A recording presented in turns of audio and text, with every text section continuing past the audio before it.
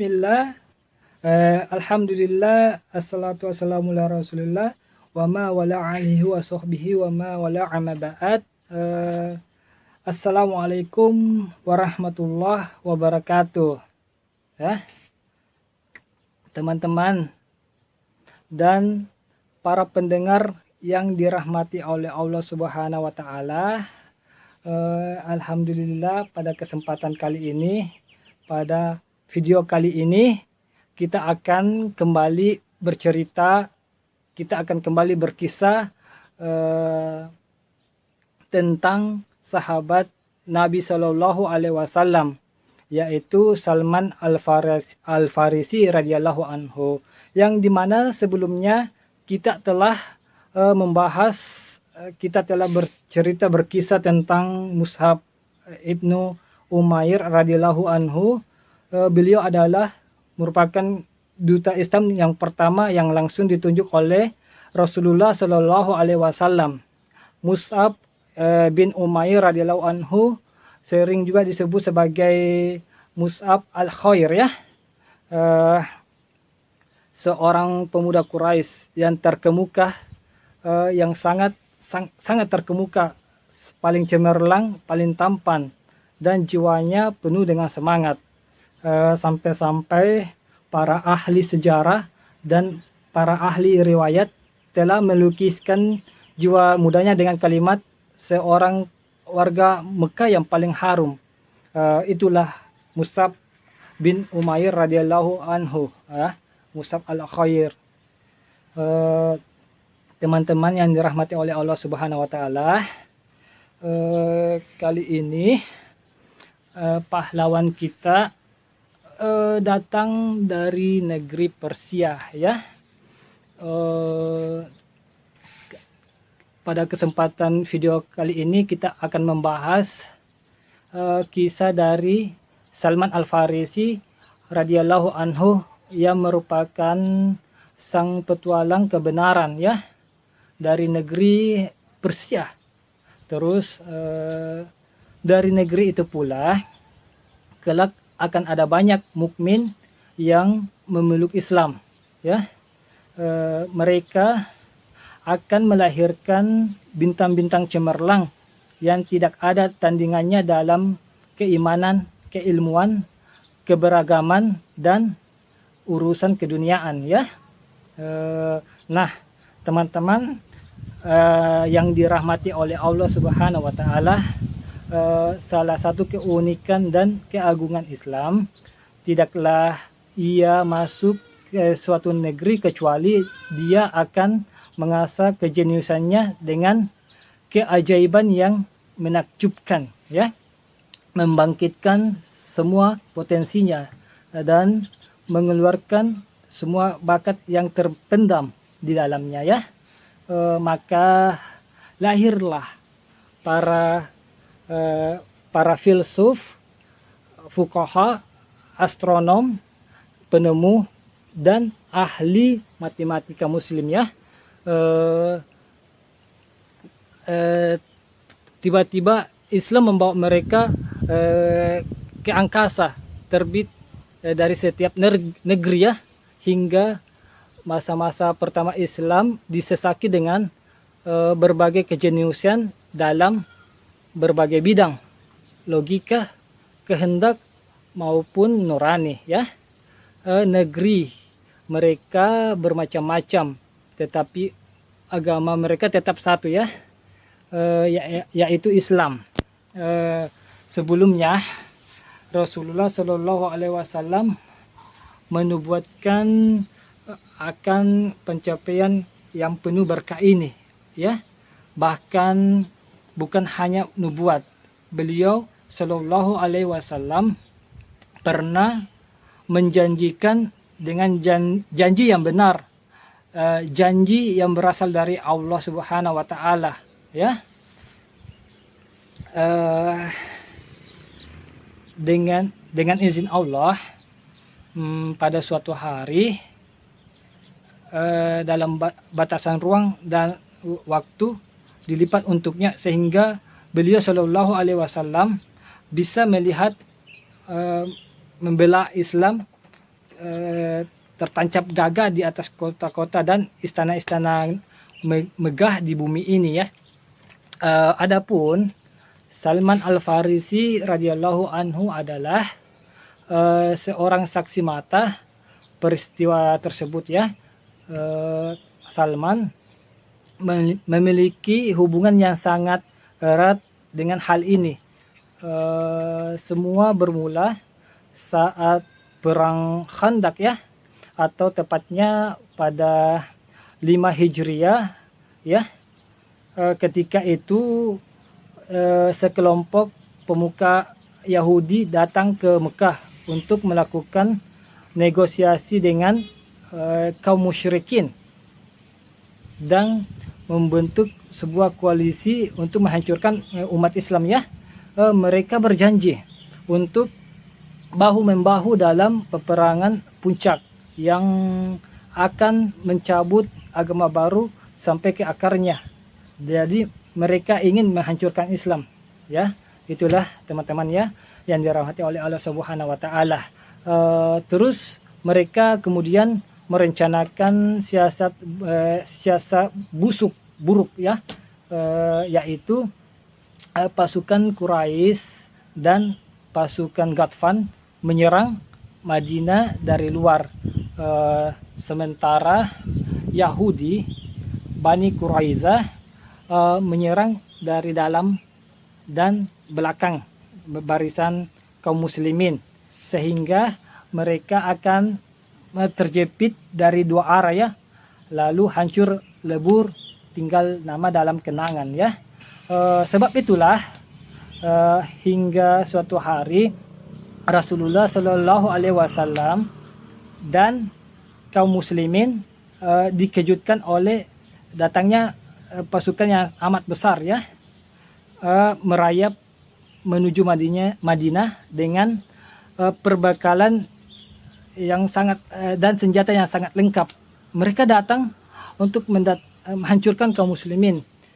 Hampir saja kesadaran mereka terbang saking dahsyatnya kejutan yang mereka lihat pada saat itu ya. Padahal Al-Quran telah menggambarkan situasi pada saat itu. Ada pada surah Quran surah Al-Ahzab ayat 10 ya, teman-teman bisa lihat dan bisa baca di Quran surah Al-Ahzab ayat ke-10 ya. Kalau letaknya di bagian mana, teman-teman bisa tanyakan kepada Ustadz Adi Hidayat hafizahullah ya, kepada beliau hafizahullah ya.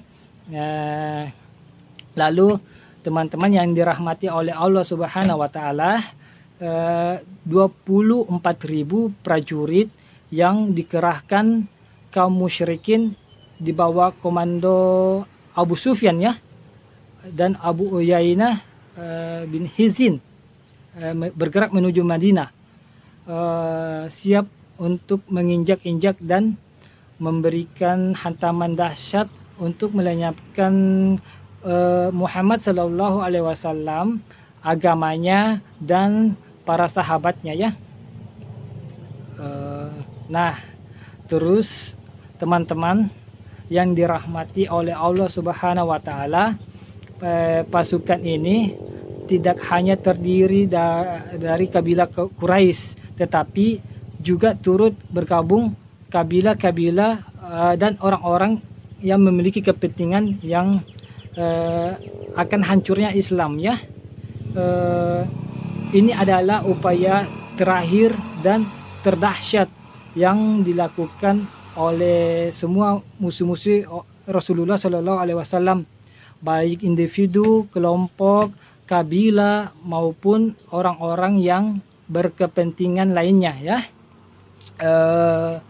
Sementara kaum muslimin melihat diri mereka dalam keadaan yang sangat sulit. Rasulullah Shallallahu Alaihi Wasallam kemudian mengumpulkan para sahabatnya untuk memusyawarakan kondisi genting ini ya. Tentu saja mereka sepakat untuk melawan dan berperang ya. Tetapi bagaimana caranya?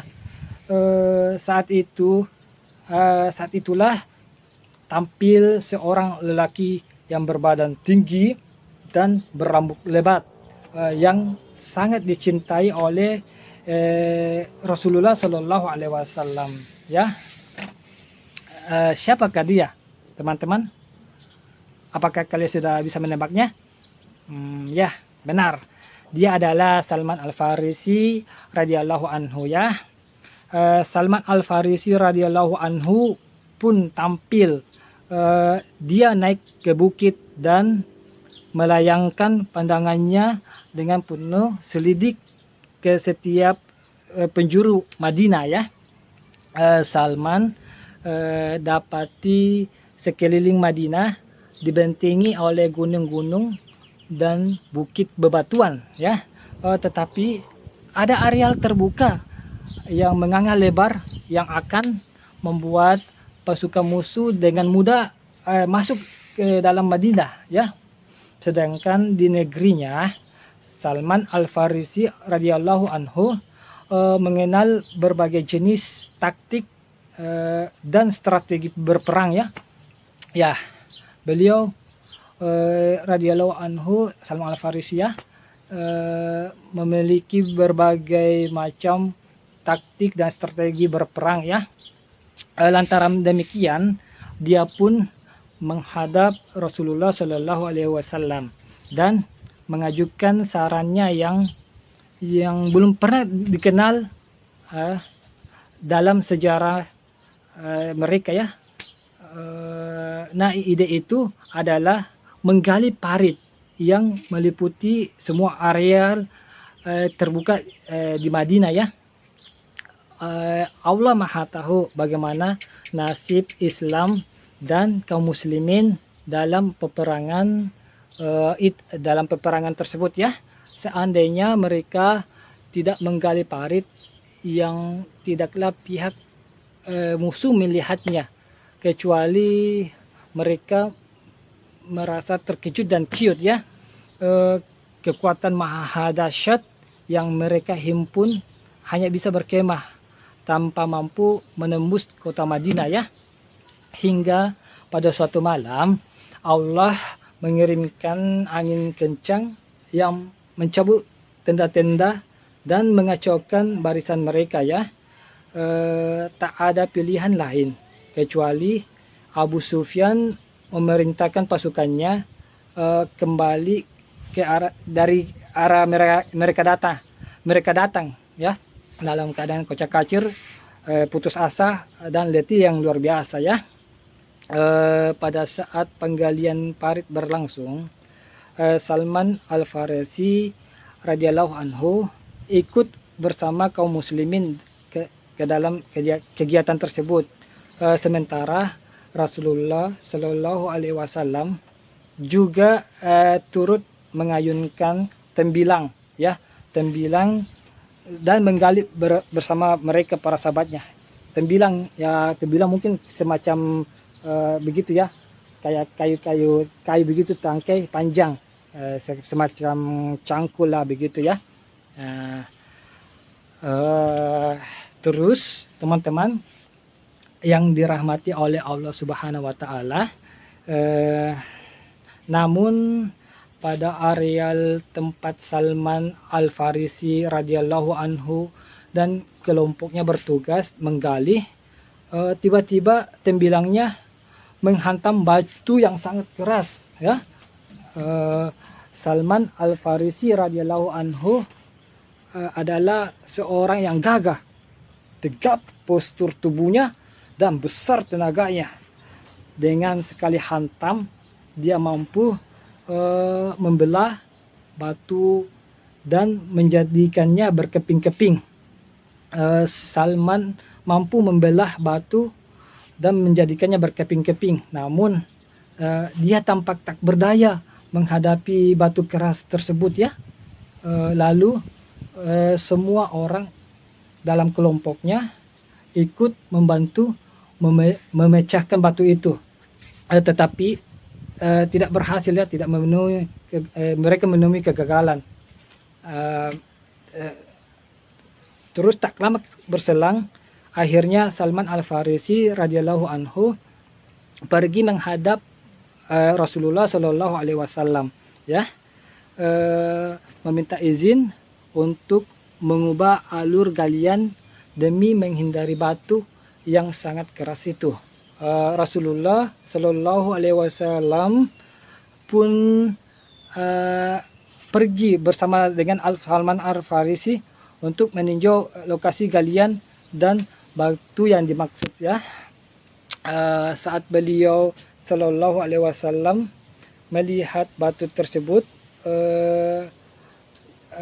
beliau Shallallahu Alaihi Wasallam meminta tembilang dan memerintahkan para sahabatnya untuk sedikit menjauh karena khawatir terkena pecahan batu keras tersebut, ya. Dengan membaca Bismillahirrahmanirrahim, beliau Shallallahu Alaihi Wasallam mengangkat tembilang itu dengan kedua tangannya, ya, tapi saya pegangnya, dan segenap tekad dan kekuatan beliau Shallallahu Alaihi Wasallam menghantam batu tersebut, ya. Tiba-tiba batu itu terbelah. Anehnya, dari dalam batu keluar jilatan api yang tinggi dan terang. Salman Al-Farisi radhiyallahu anhu berkata, aku melihat api itu mencelat dan menerangi sekeliling kota Madinah. Sementara itu Rasulullah Shallallahu Alaihi Wasallam mengucapkan takbir seraya bersabda, Allahu Akbar. Aku dikaruniai kunci-kunci istana dari negeri Persia, dan dari lambaian api tadi tampak istana kerajaan Hiro, ya. Begitupun kota Kisra, dan umat Nabi Muhammad SAW akan menguasai semua tempat itu, ya. Namun beliau Shallallahu Alaihi Wasallam mengangkat tembilang dan menghantam batu keras itu untuk kedua kalinya. Fenomena tadi pun terulang. Batu yang tunduk dan hancur itu mengeluarkan cahaya yang terang dan tinggi. Beliau Shallallahu Alaihi Wasallam pun mengumandangkan tahlil seraya bertakbir, Allahu Akbar. Aku dikaruniai kunci-kunci Romawi. Dengan percikan api itu, aku bisa melihat istana-istana merahnya, dan umatku akan menguasai semua itu. Kemudian tak lama Rasulullah Shallallahu Alaihi Wasallam memukul batu itu untuk ketiga kalinya. Selarik cahaya kembali mencuat menerangi Madinah. Beliau Shallallahu Alaihi Wasallam pun bertahlil, dan demikian pula kaum muslimin yang lainnya.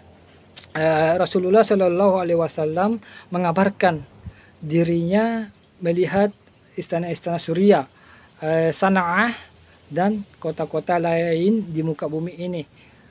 Tempat bendera Allah akan tertancap suatu hari nanti, ya. Kaum muslimin pun berseru lantang, ya, dengan penuh keimanan yang agung, ya. Inilah yang dijanjikan Allah dan Rasulnya kepada kami, ya. Maha benar Allah dan Rasulnya, ya. Itulah teman-teman yang dirahmati oleh Allah Subhanahu wa Ta'ala, ya. Kemudian Salman Al-Farisi radhiyallahu anhu adalah orang yang mempunyai ide menggali parit, ya. Dia juga orang yang bertugas menghancurkan batu yang memancarkan berbagai rahasia masa depan, ya. Saat meminta tolong kepada Rasulullah Shallallahu Alaihi Wasallam untuk mengatasi batu tersebut, Salman Al-Farisi radhiyallahu anhu berdiri melihat cahayanya dan mendengar kabar gembira tersebut. dia pun terus hidup hingga akhirnya mendapati apa yang dijanjikan benar-benar terwujud ya, dan nyata dalam hidupnya ya. Dia melihat kota-kota Persia dan Romawi ya. Selain itu dia juga melihat istana-istana Sana'a, Suriah, Mesir dan Irak. Salman Al-Farisi radhiyallahu anhu melihat pelosok-pelosok bumi bergetar dengan dengung penuh berkah, memancarkan cahaya-cahaya petunjuk dan kebaikan dari menara azan ya, menara azan. Dialah Salman Al-Farisi radhiyallahu anhu. Beliau dengan duduk di bawah rimbunan pohon rindang ya. Pohon rindang saat itu ya, di depannya itu rumahnya di Madain ya. Dia bercerita tentang kisahnya ya dalam mencari kebenaran. Salman Al-Farisi bercerita kepada rekan-rekannya ya. Kemudian dia bercerita bagaimana keluar dari agama kaumnya yaitu Persia menuju agama Majusi dan kemudian memeluk Islam ya. Salman Al-Farisi radhiyallahu anhu meninggalkan kekayaan ayahnya yang melimpah, menerjunkan dirinya ke dalam dunia ya, yang penuh kesulitan demi mencari tuntutan akal dan ruhnya ya. Celakanya lagi dia dijual di pasar Buddha saat tengah menyusuri jalan untuk mencari kebenaran. Namun akhirnya Salman Al-Farisi radhiyallahu anhu bertemu dengan Rasulullah Shallallahu Alaihi Wasallam dan menyatakan keislamannya ya. Nah, teman-teman yang dirahmati oleh Allah Subhanahu Wa Taala, marilah kita mendekati majelis Salman yang agung ya dan mendengar keajaibannya. Dengarkan kisahnya ya. Jadi di sini saya akan bercerita seakan-akan aku ini mengibaratkan diriku sebagai Salman Al-Farisi ya. Jadi teman-teman silakan simak apa yang aku kisahkan ini ya. Terus dalam kita lanjutkan kisah ini sebagai Salman Al-Farisi radhiyallahu anhu ya. Nah, teman-teman yang dirahmati oleh Allah Subhanahu Wa Taala, kemudian Salman Al-Farisi berasal dari desa wilayah Isfahan kalau nggak salah ya. Iya. Nah, kemudian ayahku seorang tetua di sana. Di antara semua orang, aku yang paling disayanginya ya.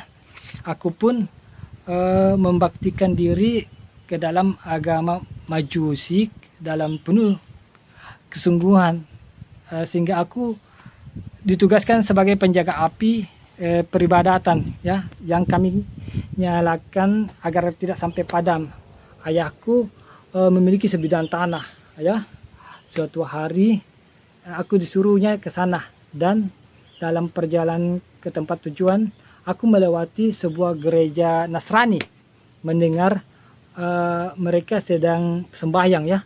Aku masuk untuk melihat apa yang mereka lakukan. Aku kagum melihat cara mereka sembahyang. Ini lebih baik dari agamaku ya, agama Majusi yang kuanut selama ini ya. Terus ini aku ibaratkan diriku sebagai Salman Al-Farisi ya. Aku mengibaratkan diriku sebagai Salman Al-Farisi radhiyallahu anhu. Nah, terus teman-teman, aku berada di gereja sampai matahari terbenam ya. Aku tidak aku tidak terlalu mendengar apa yang diperintahkan oleh ayahku ya, dan tidak pulang, sehingga ayah mengirim seseorang untuk menyusulku, karena agama Kristen itu menarik perhatianku. Jadi ku tanyakan kepada orang-orang Nasrani itu, dari mana asal usul agama kalian? Mereka menjawab, dari negeri Syam. Ketika pulang, aku ceritakan kepada ayahku apa yang tadi kulihat. Ayah, aku melewati suatu kaum yang sedang sembahyang di gereja. Aku tertarik dengan cara sembahyang mereka. Menurutku agama mereka lebih baik dari agama kita, yaitu agama Majusi ya. Terjadi perdebatan di antara kami. Ayahku sangat marah. Aku pun dirantai dan dikurung saat itu ya. Aku lantas mengirimkan kabar kepada orang-orang Nasrani. Aku ingin menganut agama Nasrani. Aku meminta kepada mereka mengabariku jika ada rombongan dari Syam yang datang. Aku akan ikut dengan mereka saat pulang ke Syam ya. Nah, permintaanku mereka kabulkan. Aku putuskan rantai yang diikat oleh ayahku dan keluar dari kurungan, bergabung dengan rombongan itu menuju Syam ya. Sesampainya di sana, aku bertanya tentang ahli agama mereka. Mereka menjawab, uskup, pengurus gereja ya. Aku pun menemuinya dan menceritakan keadaanku ya. Aku tinggal bersamanya, menjadi pelayan gereja, sembahyang dan belajar. Namun uskup ini ternyata orang yang buruk dalam agamanya. Dia mengumpulkan sedekah dari warga yang semestinya dibagikan, tetapi dia simpan untuk kepentingan pribadinya. Kemudian uskup itu meninggal dunia. Nah, mereka mengangkat orang lain sebagai gantinya ya. Aku tidak pernah menjumpai orang lain yang lebih taat beragama, lebih mencintai akhirat, dan lebih zuhud dari dunia. Aku sangat mencintainya ya. Aku tidak pernah mencintai seseorang selain dia. Saat tiba baginya untuk meninggalkan dunia, aku pun bertanya kepadanya, Tuan, tahu kematian akan segera menjemput. Lalu sepeninggal Tuan, apa yang harus aku perbuat? Kepada siapa aku harus belajar? Nah, dia menjawab, anakku, aku tidak mengenal satu orang pun di dunia ini yang menunaikan agama sepertiku, kecuali satu orang. Dia tinggal di Mosul ya. Setelah ia wafat, aku berangkat ke Mosul dan menghubungi pendeta yang dimaksudkannya. Lalu aku ceritakan apa yang terjadi. Aku tinggal bersamanya cukup lama ya, hingga ia meninggal dunia. Sebelum ia meninggal dunia, aku bertanya kepadanya, kepada siapa aku harus berguru sepeninggal dirinya. Lalu dia menunjukkanku seorang ahli ibadah ya. Terus aku pun datang kepadanya. Terus aku ceritakan lagi keadaanku kepadanya. Lalu aku tinggal lagi bersamanya cukup lama hingga dia meninggal dunia lagi. Sebelum dia meninggal dunia, aku bertanya hal yang sama kepadanya. Aku pun diperintahkan untuk berguru kepada seorang laki-laki ya, di negeri Romawi ya. Aku pun berangkat ke sana dan tinggal bersamanya ya, untuk memenuhi kebutuhan sehari-hari. Aku berternak sapi dan kambing ya. Saat dia akan meninggal dunia juga, aku bertanya kepadanya, ya. Kepada siapa lagi aku harus belajar? Namun dia menjawab, anakku, aku tidak tahu seorang pun yang masih setia di atas jalan yang kami tempuh hingga aku memerintahkanmu untuk mengikutinya, ya. Namun saat ini tiba masa diutusnya seorang nabi yang membawa risalah Nabi Ibrahim alaihissalam, ya. Jelas yang lurus, ya. Dia akan hijrah ke suatu tempat yang ditumbuhi kurma dan terletak di antara kedua bebatuan hitam.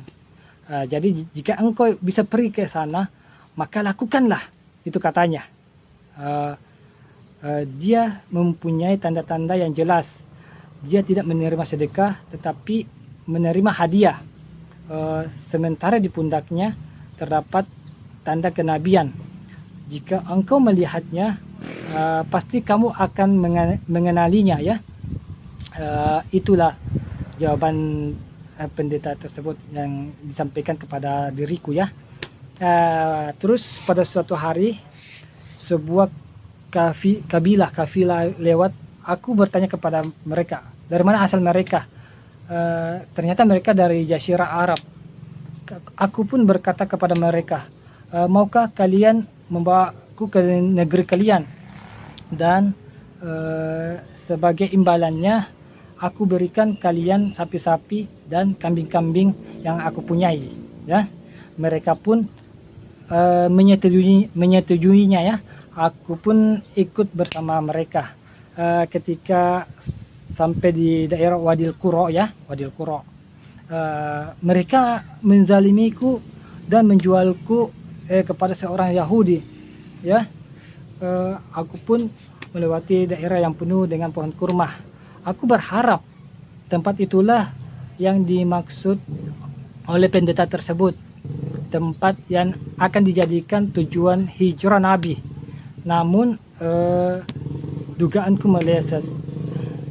Mulai saat itu aku tinggal bersama orang yang membeliku, hingga pada suatu hari datang seorang Yahudi lainnya dari Bani Quraiza, ya, membeliku dari majikanku yang saat itu, ya. Aku pun dibawa ke Madinah. Demi Allah, semenjak pertama melihat negeri itu, aku yakin inilah negeri yang diceritakan oleh pendeta itu kepadaku. Nah, aku tinggal bersamanya dan bekerja di kebunnya, kebun kurmanya, ya, di perkampungan Bani Quraiza, hingga Allah mengutus rasulnya, ya, dan kemudian datang ke Madinah untuk berhijrah, sehingga singgah di Kuba, ya, di Kuba, ya. Lalu suatu hari saat aku berada di saat kebun kurma, aku manjat di pohon kurma, sementara majikanku duduk di bawahnya. Seorang Yahudi datang. Ternyata dia adalah sepupu majikanku. Dia datang membawa kabar, ya. Celakalah Bani Qawilah. Mereka berkerumun mengelilingi seorang laki-laki di Kuba. Dia datang dari Mekah dan mengaku sebagai nabi.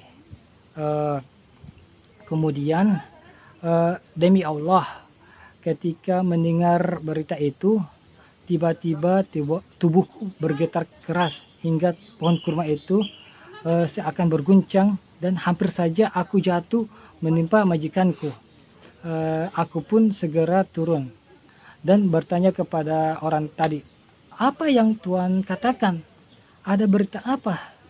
Majikanku mengangkat tangannya dan memukulku dengan keras. Dia membentak, apa urusanmu dengan masalah ini? Pergi, kembali bekerja. Aku pun kembali bekerja, ya. hari pun mulai petang. Aku tetap mengumpulkan apa yang aku punya dan berangkat ke Kuba ya. Aku menemui Rasulullah Shallallahu Alaihi Wasallam yang saat itu bersama beberapa sahabatnya. Aku berkata, kalian adalah orang asing yang tentu membutuhkan bantuan. Saya punya makanan yang saya siapkan untuk sedekah. Setelah mendengar keadaan kalian, saya pikir kalian sangat layak menerimanya. Lalu aku menaruh makanan yang ke bawah dan Rasulullah Shallallahu Alaihi Wasallam berkata kepada para sahabatnya, makanlah dengan menyebut nama Allah. Sedangkan beliau sendiri diam. Beliau Shallallahu Alaihi Wasallam ya terdiam. Tangannya tidak terulur untuk mengambilnya ya. Aku berkata di dalam hati, demi Allah, ini adalah satu tanda yang disebutkan oleh pendeta waktu itu ya. Dia tidak memakan sedekah. Lalu aku pun pulang. Keesokan harinya aku kembali menemui Rasulullah Shallallahu Alaihi Wasallam dengan membawa makanan ya. Aku berkata kepada beliau Shallallahu Alaihi Wasallam, aku melihat Tuhan tidak memakan sedekah. Nah, sekarang aku memiliki sedikit makanan dan aku merasa tersanjung jika kuberikan sebagai hadiah untuk Tuhan. Aku pun segera menaruh makanan tersebut di dekat Rasulullah Shallallahu Alaihi Wasallam ya. Kemudian beliau Shallallahu Alaihi Wasallam bersabda kepada para sahabatnya, makanlah dengan menyebut nama Allah. Beliau Shallallahu Alaihi Wasallam pun makan bersama mereka para sahabatnya ya. Aku berkata dari dalam hati, demi Allah, ini adalah tanda kedua dia mau memakan hadiah. Nah, selang beberapa lama aku kembali menemui Nabi Muhammad Shallallahu Alaihi Wasallam yang saat itu berada di pemakaman Baki ya, sedang mengiringkan jenazah dengan para sahabatnya berkeliling di sampingnya. Beliau Shallallahu Alaihi Wasallam mengenakan dua lembar kain lebar ya. Satu dipakainya untuk sarung dan satu lagi sebagai baju. Lalu aku mengucapkan salam kepada beliau Shallallahu Alaihi Wasallam. Aku berputar untuk melihat ke atas punggungnya. Rupanya beliau Shallallahu Alaihi Wasallam mengerti maksudku. Beliau Shallallahu Alaihi Wasallam menyingkapkan kain dari pundaknya hingga tanda yang kucari terlihat di atas pundaknya, tanda kenabian yang seperti disebutkan oleh guruku ya, seorang pendeta tersebut. Melihat itu, aku segera merangkul dan menciumnya sambil menangis haru. Aku duduk di hadapan Rasulullah, lalu aku ceritakan kisahku kepadanya seperti yang aku ceritakan kepada sahabat para pendengar ini ya. Dan aku pun masuk Islam. Namun statusku sebagai budak menghalangiku untuk ikut serta dalam perang Badar dan perang Uhud ya. Terus suatu hari Rasulullah Shallallahu Alaihi Wasallam berkata kepadaku, buatlah mukatabah dengan tuanmu agar dia bersedia membebaskanmu dengan uang tebusan ya. Maka aku meminta mukatabah kepada majikanku sebagaimana yang diperintahkan oleh Rasulullah Shallallahu Alaihi Wasallam ya. beliau Shallallahu Alaihi Wasallam juga meminta para sahabat untuk membantuku. Akhirnya Allah Subhanahu wa Ta'ala membebaskanku dari perbudakan ya. Namun kini aku seorang muslim merdeka. Setelah itu aku ikut perang Khandaq dan peperangan lainnya. Nah, itulah kisahnya Salman Al-Farisi ya. Ya teman-teman yang dirahmati oleh Allah Subhanahu wa Ta'ala ya. Jadi Salman Al-Farisi radhiyallahu anhu menceritakan petualangannya yang suci, yang agung, yang cerdas dalam mencari kebenaran agama Allah Subhanahu wa Ta'ala ya. Salman juga memberikan konsep nyata tentang kehidupan ini ya. Dia menggunakan kalimat yang terang dan menarik ya. Manusia agung seperti apakah Salman Al-Farisi radhiyallahu anhu? Keunggulan macam apa yang berhasil diraih oleh ruhnya?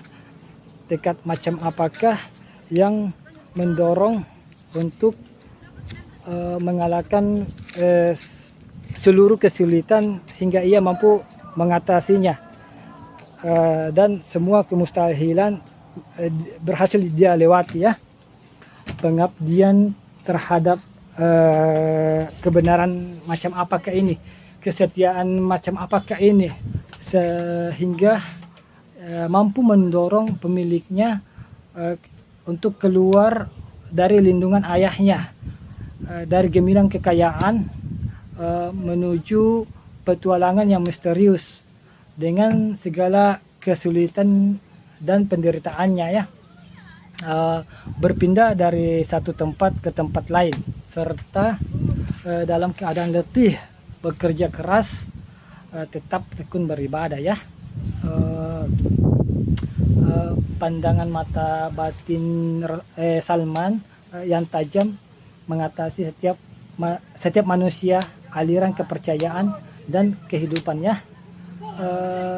Keteguhannya dalam mencari kebenaran dan pengorbanannya yang agung untuk meraih petunjuk, dan bahkan membuatnya terjual sebagai budak. Allah Subhanahu wa Ta'ala kemudian memenuhi semua pahalanya dengan sempurna. Digabungkanlah dirinya dengan kebenaran. Dipertemukanlah dirinya dengan Rasulullah Sallallahu Alaihi Wasallam ya. Kemudian Allah Subhanahu wa Ta'ala menganugerahkannya umur panjang sehingga Salman Al-Farisi radhiyallahu anhu bisa menyaksikan bendera Allah ya berkibar gagah di setiap pelosok bumi. Para hamba Allah yang beriman memenuhi seluruh penjuru bumi dengan hidayah, kemakmuran dan keadilan ya. Keislaman seperti apakah yang kita bayangkan dari seorang lelaki yang berkemauan dan berkesungguhan seperti Salman Al-Farisi ya. Keislaman Salman Al-Farisi radhiyallahu anhu adalah keislaman hamba Allah Subhanahu wa Ta'ala yang mulia lagi bertakwa. Kesuhudan, kecerdasan dan sifat waraknya menjadikannya mirip dengan karakter Umar bin Khattab radhiyallahu anhu ya. Itulah Salman Al-Farisi. Teman-teman yang dirahmati oleh Allah Subhanahu wa Ta'ala, jadi selama beberapa hari Salman Al-Farisi radhiyallahu anhu tinggal di rumah Abu Darda radhiyallahu anhu dalam satu atap ya. Saat itu Abu Darda radhiyallahu anhu selalu mengisi malamnya dengan sholat dan siangnya dengan puasa ya. Pola ibadah Abu Darda yang terkesan berlebihan itu pun mendapat kritikan dari Salman Al-Farisi radhiyallahu anhu ya. Kemudian pada suatu hari Salman Al-Farisi radhiyallahu anhu hendak menekan tekad Abu Darda ya dalam mengerjakan puasa sunnah dan sholat ya, sholat yang berlebihan. Nah, Abu Darda berkata kepadanya dengan menghardik, apakah engkau akan menghalangiku puasa dan sholat kepada Tuhanku? Kemudian Salman Al-Farisi radhiyallahu anhu menjawab, sesungguhnya kedua matamu mempunyai hak atas dirimu, demikian pula keluargamu mempunyai hak atas dirimu. Maka puasalah dan selingi dengan berbuka, sholatlah dan lalu tidurlah. Itulah yang dikatakan oleh Salman Al-Farisi radhiyallahu anhu kepada Abu Darda radhiyallahu anhu ya, yang berlebihan dalam beribadah ya. Kemudian teman-teman yang dirahmati oleh Allah Subhanahu wa taala, peristiwa ini sampai kepada telinga Rasulullah Shallallahu alaihi wasallam ya. Lalu beliau Shallallahu alaihi wasallam bersabda, seraya memuji Salman ya, sungguh Salman dikenyangkan oleh ilmu ya. Rasulullah Shallallahu alaihi wasallam sering memuji kecerdasan dan keluasan ilmu Salman ya, Salman radhiyallahu anhu, sebagaimana beliau Shallallahu alaihi wasallam sering memuji kemuliaan akhlaknya ya. Pada perang Khandaq, orang-orang Ansar berkata, Salman di pihak kami, sementara yang lain juga mengklaim dan mengatakan Salman di kelompok kami. Lalu Rasulullah Shallallahu alaihi wasallam memanggil mereka dan berkata, Salman adalah bagian dari kami Ahlul Bait. Sungguh dia layak mendapatkan kehormatan itu ya. Terus Ali bin Abi Thalib radhiyallahu anhu menjulukinya dengan Luqman Al-Hakim. Salman pernah ditanya setelah kematian Ali bin Abi Thalib ya. Iya, dulu ya. Betul. Ali bin Abi Thalib pernah ditanya setelah kematian Salman ya. Lalu dia menjawab bahwa Salman adalah seorang yang datang dari kami dan kembali kepada kami, seorang ahlu bait ya. Siapa pula di antara kalian yang tampak menyamai Luqman Al-Hakim, dia dianugerahi ilmu yang pertama dan yang terakhir. Dia membaca kitab yang pertama dan terakhir. Dia tidak ubahnya lautan yang tidak kering, yang tidak pernah kering airnya ya. Nah, itulah teman-teman yang dirahmati oleh Allah Subhanahu wa taala. Salman Al-Farisi radhiyallahu anhu meraih kedudukan yang luhur dan penghormatan yang tinggi dalam hati para sahabat Rasulullah Shallallahu alaihi wasallam ya. Pada saat kekhalifahan Umar radhiyallahu anhu, Salman Al-Farisi radhiyallahu anhu datang mengunjungi Madinah ya. Lalu Umar radhiyallahu anhu mengatakan penyambutan yang tak pernah dia lakukan kepada seorang pun selain kepada Salman Al-Farisi ya radhiyallahu anhu. Lalu Umar radhiyallahu anhu mengumpulkan para sahabatnya dan berkata, ayo kita bersama-sama menyambut kedatangan Salman Al-Farisi radhiyallahu anhu, ya. Tidak berapa lama dia pun keluar bersama para sahabatnya untuk menyambut Salman Al-Farisi radhiyallahu anhu di pinggir kota Madinah, ya. Salman Al-Farisi radhiyallahu anhu hidup bersama Rasulullah Shallallahu Alaihi Wasallam sejak pertemuan dengannya, beriman kepadanya sebagai muslim yang merdeka, mujahid dan ahli ibadah. Salman hidup pada masa Khalifah Abu Bakar radhiyallahu anhu dan Umar radhiyallahu anhu, ya. Pada saat Khalifah Utsman radhiyallahu anhu memegang kekuasaan, ternyata Salman Al-Farisi meninggal dunia, ya. Bendera-bendera Islam telah memenuhi penjuru bumi, ya, sebagai pusaka kekayaan, ya, sebagai fa'i dan gisya, ya. Lalu kekayaan itu dibagikan kepada kaum muslimin dalam bentuk santunan dan rutin dan gaji-gaji tetap, ya. Dengan meluasnya kekuasaan dan semakin banyak pula tanggung jawab, dan itu pula pos-pos dan kerajaan semakin terbuka lebar, ya. Nah, jika demikian di tengah hiruk pikuk ini, di mana Salman Al-Farisi radhiyallahu anhu berada, di mana kita bisa menemukan pada masa-masa tenang, sejahtera dan penuh kenikmatan seperti itu, ya. Bukalah mata Anda, wahai teman-teman yang dirahmati oleh Allah Subhanahu wa Ta'ala, ya, teman-teman pemuda Islam, teman-teman pemuda online, ya.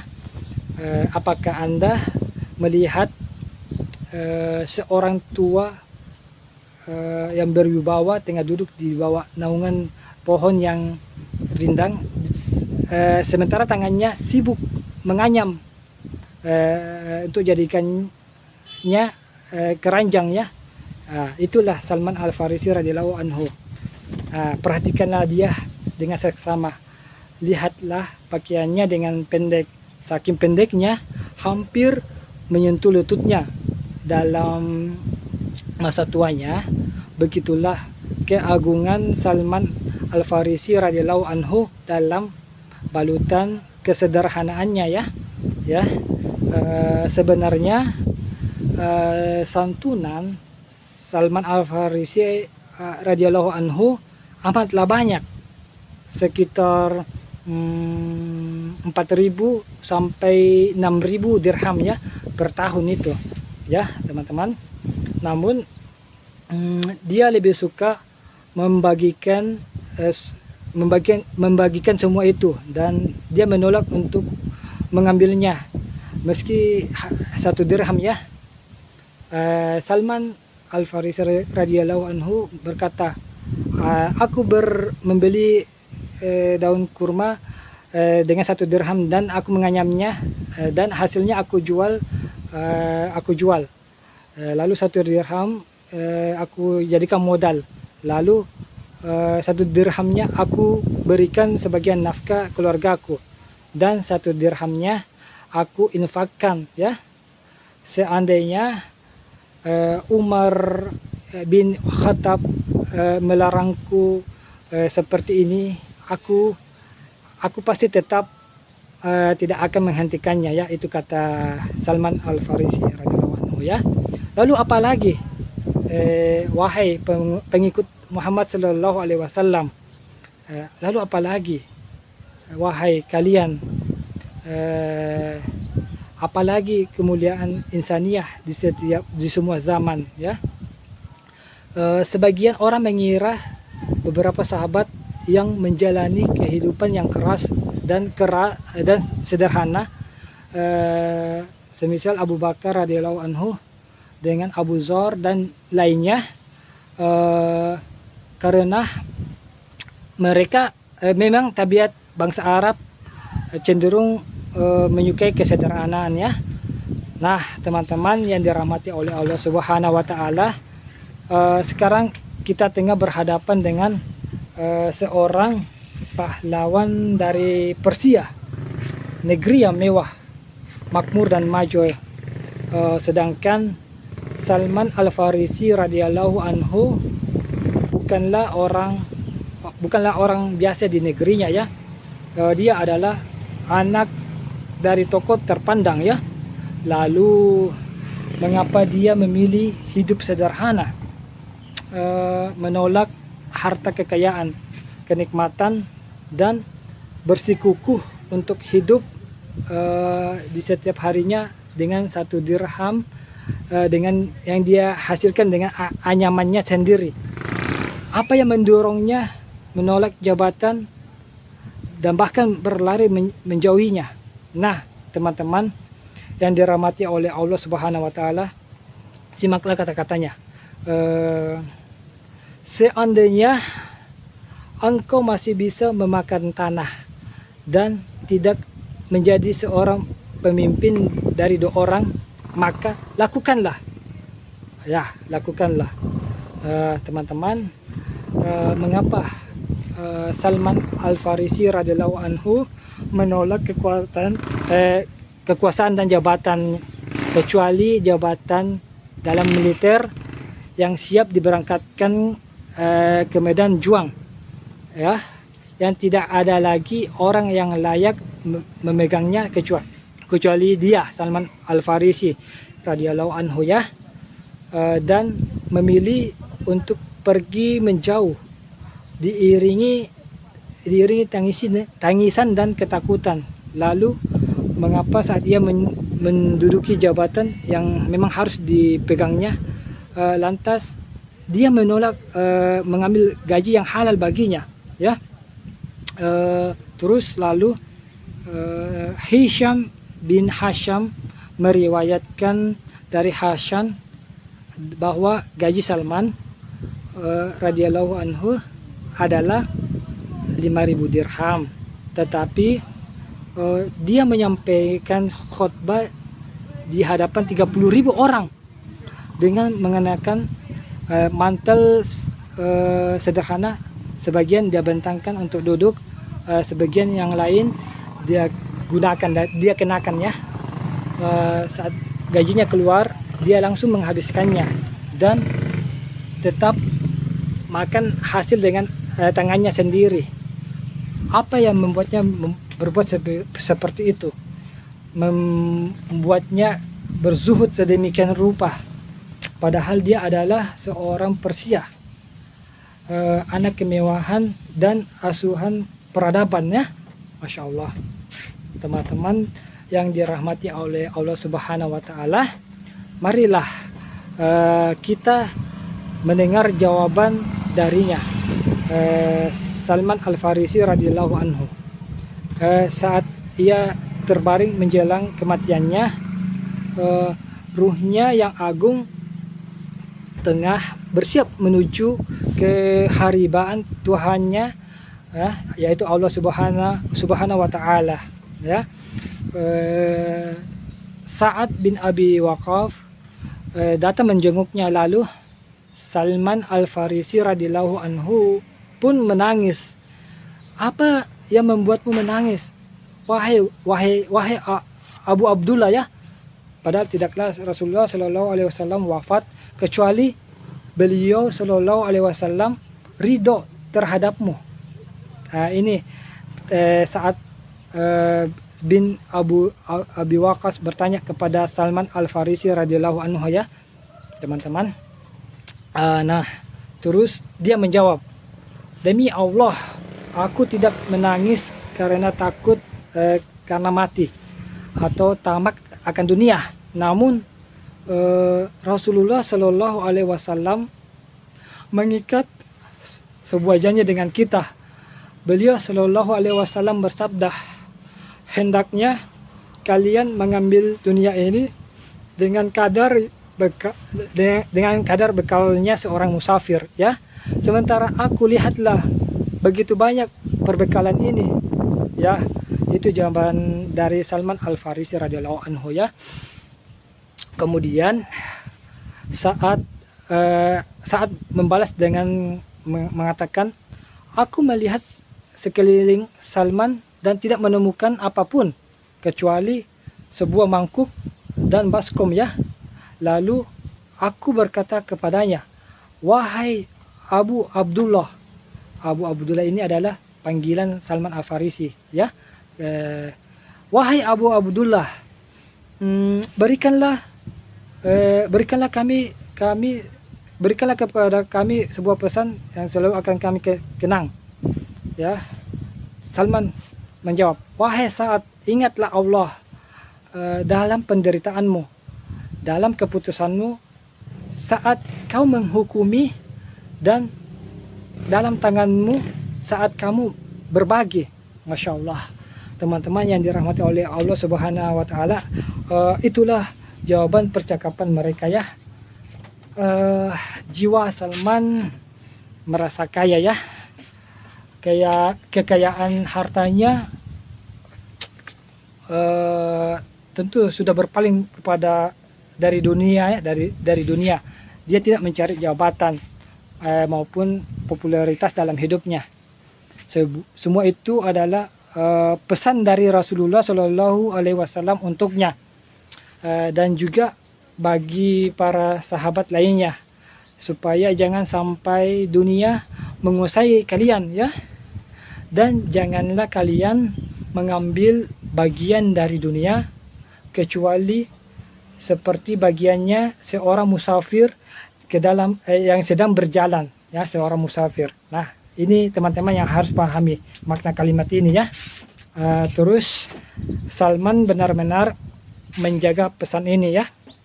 Namun tak kurung air matanya mengalir saat melihat ruhnya bersiap untuk pergi, ya. Dia sangat takut, ya, melebihi batasan yang ditetapkan, yang telah ditetapkan, ya. Padahal dia tidak melihat apa-apa kecuali mangkuk yang dia digunakan untuk makan dan baskom yang dia gunakan untuk berwudu, ya. Namun tetap saja dia masih mengira dirinya hidup dalam kemewahan, ya. Bukankah saya katakan kepada Anda, dia mirip dengan Umar bin Khattab radhiyallahu anhu, ya. Bagaimana teman-teman? Memang Salman Al Farisi ini mirip dengan Umar bin Khattab radhiyallahu anhu, ya. Masya Allah, ya. Nah, terus pada saat Salman masih menjabat gubernur Madain, tidak ada hal yang berubah dalam kehidupannya. Seperti yang kita lihat, dia menolak mengambil gaji rutinnya. Dia tetap makan dari hasil usaha anyaman daun kurmanya, ya. Dan pakaiannya tidaklah lain hanya sehelai mantel yang berlomba dengan pakaian usangnya dalam ketawaduan, ya. Teman-teman yang dirahmati oleh Allah Subhanahu wa Ta'ala, suatu hari saat dia berjalan, Salman Al Farisi radhiyallahu anhu berjumpa dengan seorang lelaki dari Syam. Dia membawa pikulan tin, ya, dan kurma. Terus pikulan itu ternyata membuat laki-laki dari Syam itu letih dan menderita, ya. Dan tiba-tiba dia melihat seorang laki-laki miskin, yaitu Salman Al Farisi, ya, radhiyallahu anhu, sehingga dia memutuskan untuk meletakkan pikulan di pundaknya, dan setelah sampai di tujuan, dia akan memberinya upah kepada laki-laki itu adalah Salman Al Farisi, ya. Nah, teman-teman, dia kemudian memberi isyarat kepada Salman Al Farisi radhiyallahu anhu dan berjalan kepadanya. Setelah sampai, laki-laki dari Syam berkata, bawakan pikulan ini untukku. Dia pun segera memikulnya, Salman memikulnya dan berjalan beriringan ya. Saat di perjalanan mereka bertemu dengan sekelompok orang, laki-laki yang memikul itu lalu mengucapkan salam kepada mereka, dan mereka membalas dengan penuh hormat ya.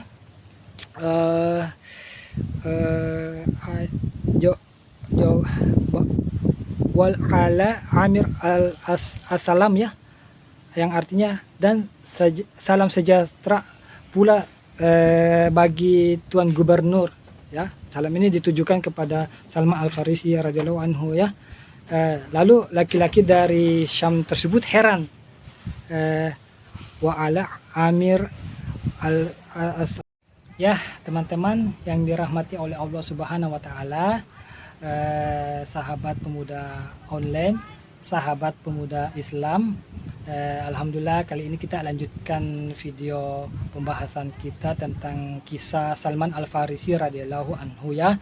Mohon maaf tadi terputus karena memorinya penuh ya.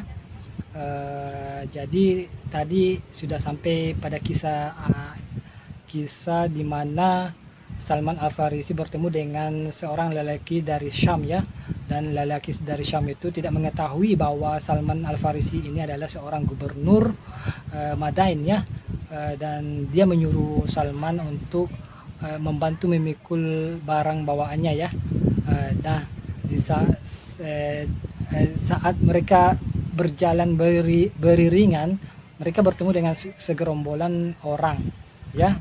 Ternyata segerombolan orang itu saling menyapa dengan Salman Al-Farisi radhiyallahu anhu, sehingga membuat lelaki dari Syam tersebut heran, bertanya-tanya karena orang-orang yang mereka jumpa itu memberikan salam kepada Salman, bahwa sejahtera bagimu juga Tuan Gubernur ya, wa alal amir al salam.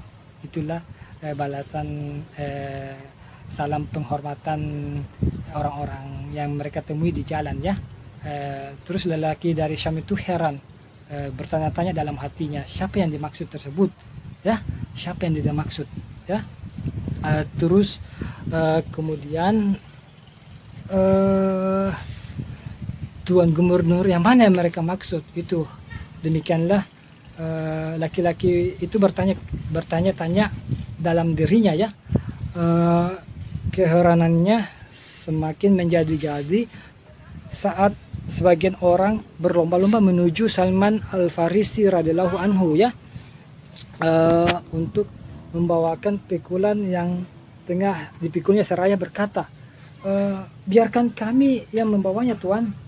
Nah, disitulah teman-teman yang dirahmati oleh Allah Subhanahu wa taala, sadarlah laki-laki Syam itu bahwa orang ini adalah gubernur Madain, yaitu Salman Al-Farisi radhiyallahu anhu ya.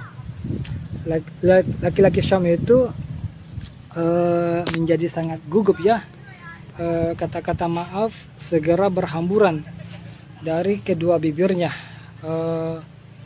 Dia segera mendekat untuk menurunkan pikulannya, namun Salman Al-Farisi radhiyallahu anhu menolak.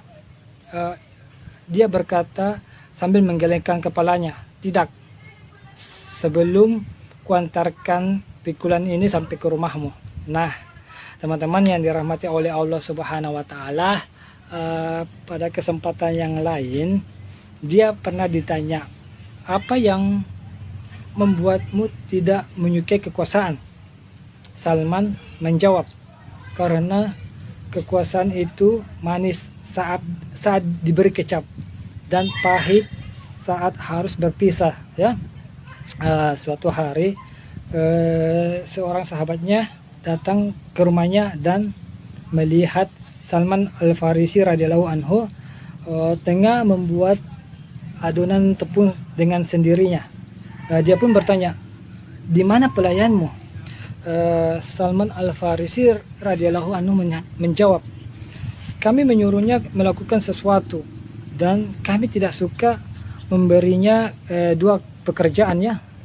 Nah, ketika membicarakan rumahnya, kira-kira seperti apakah rumah itu? Saat Salman Al-Farisi radhiyallahu anhu bermaksud membangun bangunan yang dia sebut rumah, ia bertanya kepada tukang bangunan, bagaimana engkau akan membangunnya? Berhubung tukang bangunan itu seorang yang cerdas, dia tahu bahwa Salman adalah seorang zuhud dan wara' ya. Tukang bangunan itu pun menjawab, jangan takut, dia adalah bangunan yang akan menangguhimu dari panas dan melindungimu dari dingin.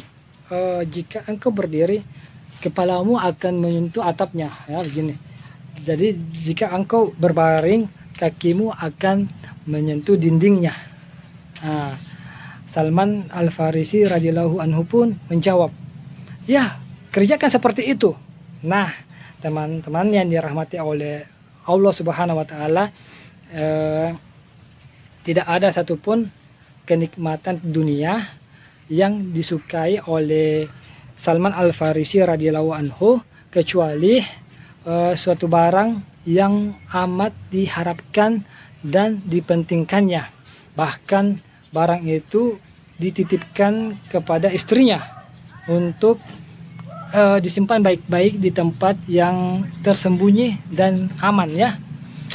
Ketika Salman dalam keadaan sakit menjelang wafatnya, persis pada pagi hari kepergiannya, Salman Al-Farisi radhiyallahu anhu memanggil istrinya untuk mengambil barang yang dia titipkan dahulu.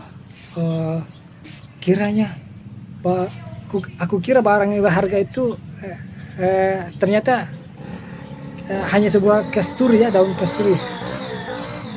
Barang itu sengaja dia simpan untuk wewangian saat wafatnya nanti ya. Masya Allah ya teman-teman yang dirahmati oleh Allah Subhanahu wa taala.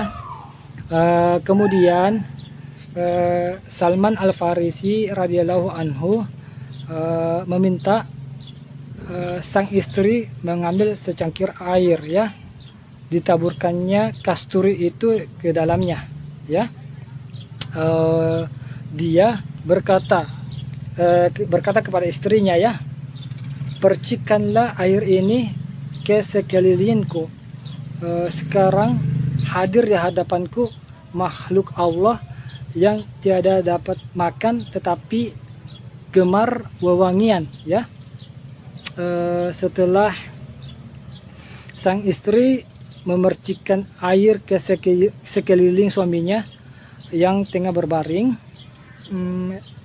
Salman Al-Farisi radhiyallahu anhu berkata kepada istrinya ya, tutuplah pintu dan turunlah. Perintah itu pun dituruti oleh istrinya ya. Tak lama kemudian istrinya kembali masuk, tetapi didapatinya ruh yang berkah itu telah berpisah dari jasadnya ya, dan meninggalkan dunianya ya. Teman-teman yang dirahmati oleh Allah Subhanahu wa taala, ternyata Salman Al-Farisi radhiyallahu anhu telah wafat ya. Beliau telah meninggal dunia ya. Itulah dia bergabung di alam tinggi.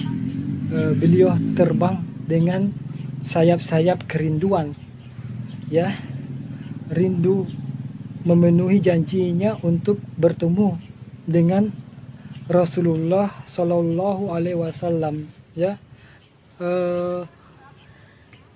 dengan kedua sahabatnya Abu Bakar dan Umar bin Khattab radhiyallahu anhuma, serta sekelompok kaum muslimin yang lainnya dari golongan syuhada dan orang-orang soleh ya. Tentu gejolak rindu yang begitu lama membuat Salman Al-Farisi radhiyallahu anhu kehausan ya. Kini saatnya dia menumpahkan kerinduan dan menghilangkan rasa hausnya di surga ya, di alam surga bersama orang-orang soleh dan bersama dengan Rasulullah Shallallahu Alaihi Wasallam ya. Teman-teman yang dirahmati oleh Allah Subhanahu Wa Taala, itulah kisah yang sangat hebat ya, yang penuh dengan makna, banyak pelajaran yang bisa kita ambil, yang bisa kita petik dalam kisah dari Salman Al-Farisi radhiyallahu anhu yang dijuluki sebagai sang petualang kebenaran ya. Nah teman-teman, oke. Sahabat pemuda Islam dan sahabat pemuda online yang dirahmati oleh Allah Subhanahu wa Ta'ala, semoga dengan kisah ini dapat membuat kita banyak mengambil ibrah ya dalam kisah ini ya. Ambil pelajaran yang bisa kalian petik dalam kisah ini ya. Oke. Sekian dulu dari saya, pemuda Islam Aspak Engelen ya, yang telah menceritakan kisah Salman Al-Farisi radhiyallahu anhu ya. Oh ya, insyaallah kisah selanjutnya kita akan membahas lagi mungkin kisah Abu Zar ya, Abu Zar Al-Ghifari atau Bilal bin Rabah radhiyallahu anhu ya. Bagaimana teman-teman? Aku ingin beri kalian memilih yang mana yang terlebih dahulu yang kita bahas di video rekaman selanjutnya ya. Apakah Abu Zar ya Al-Ghifari radhiyallahu anhu ya, atau Bilal bin Rabah radhiyallahu anhu ya. Ya. Silakan kalian pilih yang mana. Abu Zar Al-Ghifari radhiyallahu anhu yang merupakan pemimpin oposan dan musuh kekayaan ya. Dan Bilal bin Rabah radhiyallahu anhu, beliau ini dijuluki seorang yang tak gentar dengan prahara ya. Bagaimana teman-teman, kalian mau aku bahas Abu Zar Al-Ghifari radhiyallahu anhu terlebih dahulu atau Bilal bin Rabah radhiyallahu anhu? Nah, yang mana yang ingin kalian dengarkan terlebih dahulu antara dua sahabat tersebut, sahabat Nabi Shallallahu Alaihi Wasallam? Silakan kalian pilih, japri saya atau komen di kolom komentar ya. Silakan kalian pilih. Nah ini di belakang saya adalah pantai, masya Allah ya. Oke, sekian sampai di sini. Terima kasih. Jazakumullahu khairan. Hadanallahu ayyakum ajma'in. Assalamualaikum warahmatullahi wabarakatuh.